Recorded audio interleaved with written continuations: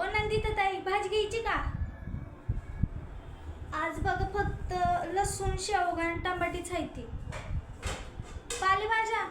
अहो पालेभाज्या नाही ती.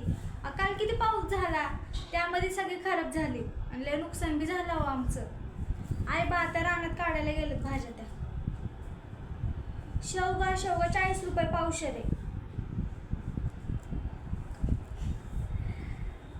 आता गावाकडच्या पोरींमध्ये आणि शहरातल्या पोरींमध्ये फरक तर असणारच की.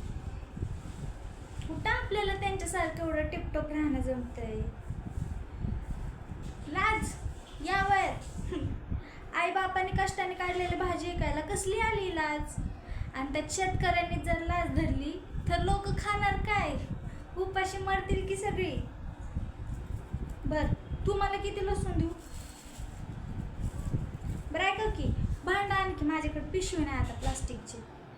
हां चालते. ओ काजल ताई, भाजी घ्यायची का? शेवगा पाहिजे